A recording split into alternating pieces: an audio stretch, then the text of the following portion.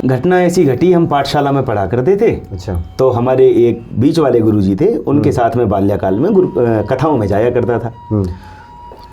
तो कहते हैं कि जो छोटा बालक होता है उसकी बुद्धि बिल्कुल पवित्र होती है, छल कपट मन में होता नहीं है। तो बचपन में ही जब ये कथा मैं सुना करता था, कपिल देव भूतिपाख्यान, गुरुदेव बार बार बताते थे कि संसार तो नश्वर है, भगवान ही सच है, संसार झूठा है। तो एक दिन अचानक से वो बात ज़्यादा घर कर गई। लगा कि भाई जब संसार झूठा ही है तो हम क्यों धूल में लट्ठ मार रहे हैं, हम क्यों समय को व्यर्थ गंवा रहे हैं। जब भगवान ही सच हैं तो झूठ को छोड़कर सच की ओर जा क्यों नहीं रहे। तो वो बात एकदम हृदय में बैठ गई और मैं गुरुकुल से भाग करके वृंदावन पहुंच गया। उस समय 7-8 साल के थे आप?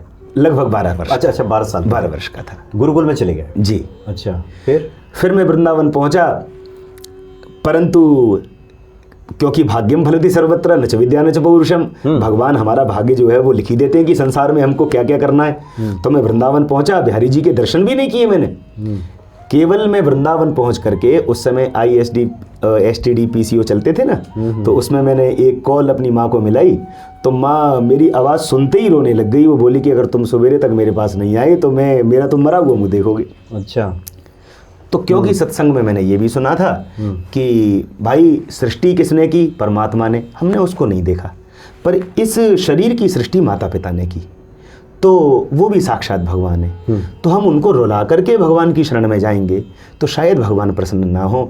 तो फिर जीवन में ये निश्चय हुआ कि जब तक माता पिता की सेवा मेरे पास है तब तक मैं इनकी सेवा करके इनको प्रसन्न रखेंगे, और जिस दिन उनकी सेवा अपने पास नहीं होगी फिर तो रमते राम, और फिर तो भगवान के मार्ग पर जाना ही जाना। माता जी के पास लौट गए आप? जी।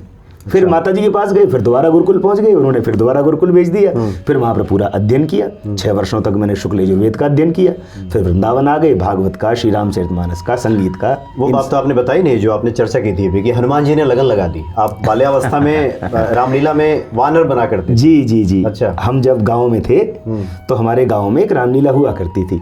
तो हम छोटे छोटे बच्चे थे, तो हमको और तो कुछ बनने दिया नहीं जाता था, पर लगन बहुत होती थी।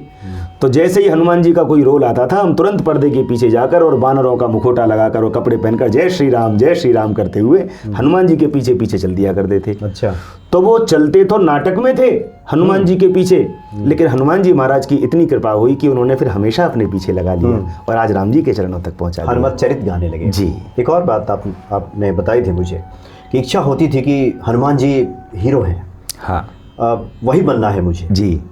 वो ऐसा हुआ कि जब हम बाल्यकाल था तो कथाएं सुनते थे, अथवा रामलीला देखते थे, अथवा टीवी पर रामायण देखते थे।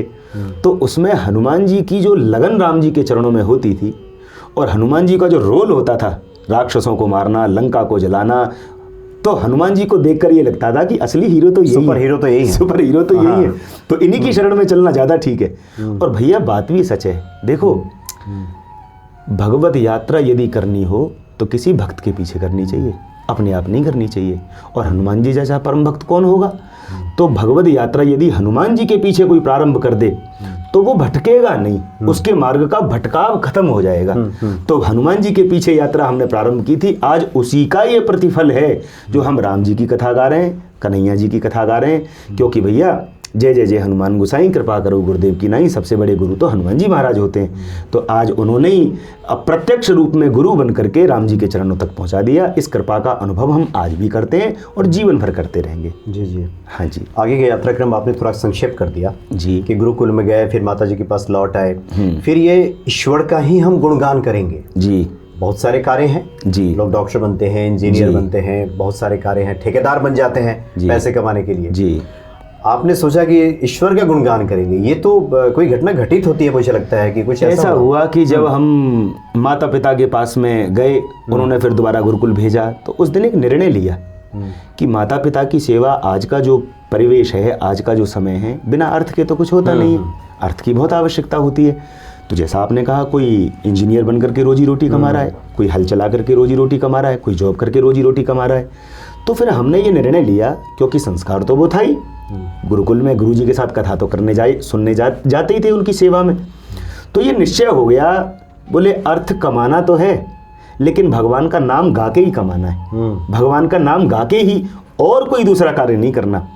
और हम लोगों पर तो भगवान की विशेष कृपा है कि भगवान ने, भाई रामचरितमानस कहती है कि भाएं को भाएं न कालसहूं, भाव से लो को भाव से लो। हम ये कहें कि हम भक्त हैं, हम भक्तों में जो लक्षण होने चाहिए वो इतने नहीं हैं हमारे भीतर, लेकिन फिर भी राम जी इतने दयालु हैं कि उन्होंने अपनी गुणगान, अपनी कथा गाने का हमको सौभाग्य प्रदान कर दिया।